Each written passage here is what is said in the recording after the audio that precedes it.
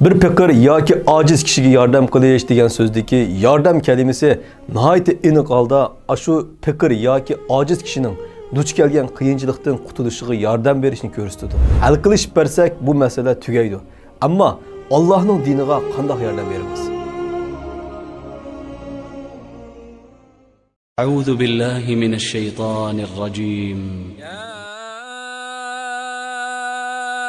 أيها الذين آمنوا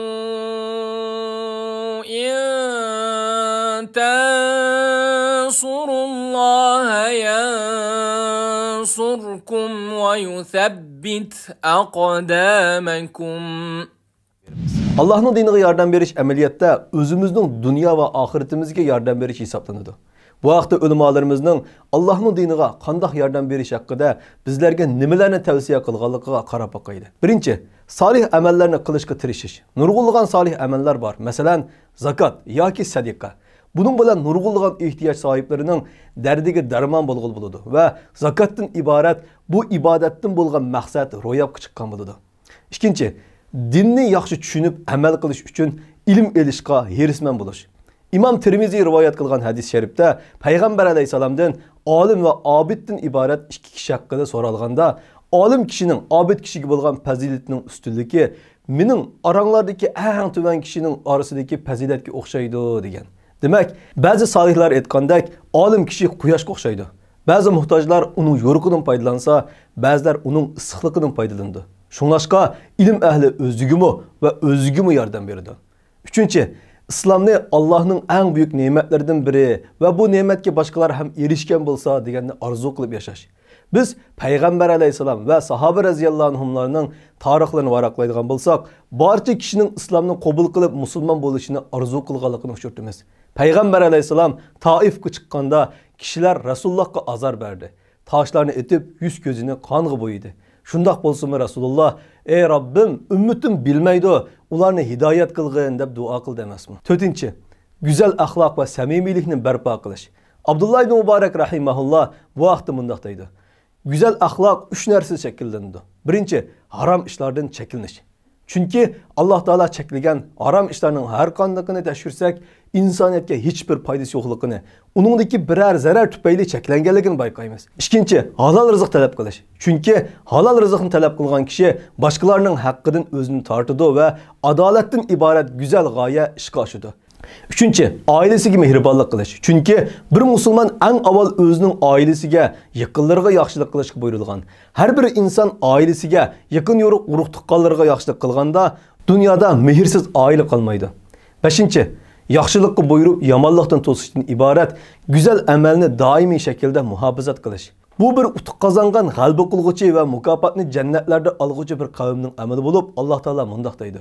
Sizlarning oranglarda xayrli ishlarga da'vat qiladigan, yaxshi ishlarga buyurib, yomon ishlardan man'i qiladigan bir jamoat bo'lsin. Ana shular maqsadiga erishishlardir. 6. Dunyo va oxiratdagi foydasi bo'lmagan ishlar bilan vaqtini zoya qilmaslik.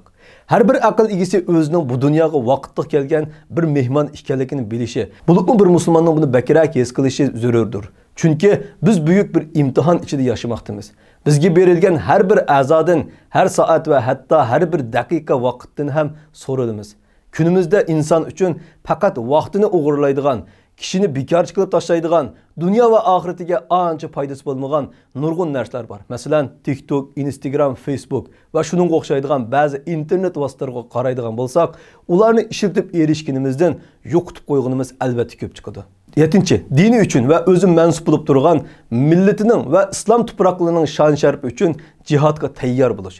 Dini, vatani va millati uchun fidokor bo'lgan va shu fidokorlik bilan Allohning nusrat g'alabalariga erishgan qavmlar haqida nurg'un qissalarni anglaymiz. Biz bu yerda asl sifatida Uyg'ur musulmonlar ko'p yashayotgan Turkiyada yuz bergan mashhur bir vaqalik bilan so'zimizni oxirlashtiramiz. 1915-yilları Osmaniya davlati bilan dushman kuchlar orasida Çanakkale urushi yuz bergan bo'lib, bu urushga qatnashish uchun har kuni yuzlarcha yoshlar fidoyi bo'lib ketyapti. Yeni askerler derhal terbiyelenip tezlikte aldığın sepke avatiladi.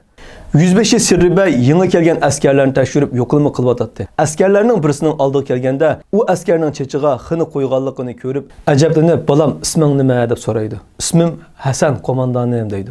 "Sen nereden?" Men Yozgat'tayım deb javob berdi. Chechingdiki nima? Men askarlikka minishdan burun opam chechimga xini qo'ydi, deydi. Nimishqa? Men bilmayman qo'mondonim, deydi. Undaq bo'lsa mayli, joyingga bor. Hasan Yozgat viloyatining Surgun nahiyasiga qarashliq Qari Yoqublar yezisidan bo'lib, tixi burutlar xatlatmagan kichikkina bola edi. Çanakkale'deki urushda haddidan ortiq shahidlar berilgan bo'lib, davlatning o'rnini to'ldirish imkoniyati bo'lmag'achqa, vatanini qo'g'dab qolish uchun Turkiyaning har yeridan "Ah vatan" deb chiqqan bolalar yiroq-yiroqlarni minib, hattoki ba'zilar yalangoyoq holatda Çanakkale'ga kelib, pidoi bo'lib tizim to'xtatdi. Kichik Hasan ana shulardan biri bo'lib, shu kundan boshlab Hasanning sabdoshlari uni xini qo'ygan Hasan deb zanglik qilib o'ynaydigan bo'ldi. Ko'p vaqt o'tmay sabdoshlari Hasanning ajoyib yaxshi, oq ko'ngil, botur ekanligini bildi. Hammasi Hasanni hurmat qildigan bo'ldi. Bir kuni Hasan oilasiga salom xat yozmoqchi bo'ldi. Savodi bo'lmag'achqa do'stlaridan yordam so'radi va hammasi birlikda yozdi. U salom xatini "Jinim opa, jinim dada, yaxshi turyotamsizlar" deb boshildi. Mahalladagilarning burnining uchidan tutib, akiltib o'yintirganligini yozdi. O'zidan cho'ng ochisining ahvolini so'radi, inisining ahvolini so'radi. Ondan "Bizdan xotirjam bo'linglar. Bizda bo'ladi ekanmiz, dushmanlarni vatanimizga bir qadammi oyoq bostirmaymiz" deb yozdi. G'urur bilan xatni qatildi. Nadin aqliga keldiki, turibla xatning orqasiga "Apa, dada, mendan keyin inimni askarlikka avatsanglar, hargizmi chichiga xini qo'ymanglar. Meni qo'mondonim va do'stlarimning hammasi zanglik qiladi, inimni zanglik qilmasin" deb yozdi. Kunlar o'tishga boshladi. Çanakkale'ni tezroq ishg'ol qilish uchun inglizlar Gilbolga butun kuchi bilan hujum qilyotdi. Askarlar arqa-arqadan shahid bo'lishga boshladi. Yordamga boradigan askarlar ham qolmadi. Hasanning qismi dushmanga yaqin edi. Qo'mondan ahvolni bilib turardi. Nima qilishini bilmay tipirlab ketayotdi. Chunki askarlari yingi kelgan bolalar bo'lib, urush qilolgudek ahvoli yo'q edi. Bu ahvolni bilgan Hasan va sabdoshlari qo'mondonidan o'zlarini urushga avatishni talab qilib, yolvurib turib oldi. Qo'mondan kichik Hasanlarning o'limga ketayotganligini bilib turib, chorasizlikdan urushga avatdi. Gilbol go'yo qon ko'liga aylandi. Kichik Hasanning qismidan hech kim sog' qolmadi. Hammasi shahid bo'lgan edi. Aradan 2 oy o'tib, bir kuni qo'mondan Sirbayga bir qancha parcha xat keldi. Hasanning yezisining kotibi xatni Hasanning oilasiga yetkazgan bo'lib, bu xatlar ichida Hasanning xati bor edi. Xatda Hasanning dadasi: "Jinim bolam, yaxshi turyotamsan. Kalini satdiq. Buningdan keyin yerni men haydayman. Pulusning yerimini sana avatdiq. Yerimini ufqangni askarlikka avatishga ishiltimiz. Bizdan xotirjam bo'lgin." Anisi mundaq degan edi: "Jinim qo'zam, ko'zimning nuri bo'lgan, kechiga xini qo'yilgan o'g'lim, xiting keldi. Go'yo dunyolar mening bo'ldi. Yezimizning kotibi o'qib berdi, men yig'ladim. Qo'mondoningni bek yaxshi debsan. U sening dadangning yerimidir. Uning buyrug'iga hargizmi xiloflik qilmag'in. O'tga kirdisa kir. Karisdan, Seyretdan, Ushaqdan, Adanadan og'aylaring bo'pti. O'zaro chiqishib o'tibsizlar. Mana bu sizlarga yarashidi. Ularni ranjitma. Ular u dunyo bu dunyolik do'stlaringdir. Agar ranjitsang, sana bergan oqstimga rozi emasman. Qo'mondoning chechingdagi xinini so'rabdi. Buningda bilmaydigan nima bor? Balam, bizning yurtimizda qurbonlikqa otilgan qo'shqarning beshiga xini surib zinnatlaydigan odatimiz bor. Men seni 4 balamning ichida eng yaxshi ko'rgashga Hazrati Ismoil alayhisalomning qarindosh qilib qurbonlikqa tanladim. Jinim balam, qiyomat kuni beshingdagi u belga sening ishorating bo'ladi. Men insonlar ichida seni asala tepib olaman-da, "Ah jinim balam" deb yuragimga bosaman deb opang Xadija. Qo'mondanning ko'zlaridan buloqdek yosh to'kildi. Arqadan pochtkashga siz berib, xini yaqqan Hasanni tepib keling. Bu xatini men o'qib beraman. U savossiz bo'lg'achqa o'qiy olmaydi dedi. Pochtkash ancha uzoq o'tmay qaytib kelib, "Qo'mondonim, Hasan bir hafta burun Hira burnidagi shiddatli urushda shahid bo'libdi" dedi. Qo'mondan bu xabarni anglab aylanib ketdi. O'shig'i kelgandan keyin bilishim kerak edi. Qurbonliklar xini qo'yilgan bo'lish kerak. Bu yigitlarning hammasi vatani uchun qurbonlikqa atalgan yigitlar. Bilishim kerak edi deb ketdi. Shahid Hasanning yenidan chiqqan she'rda qo'mondoning beradigan javob yozilgan edi.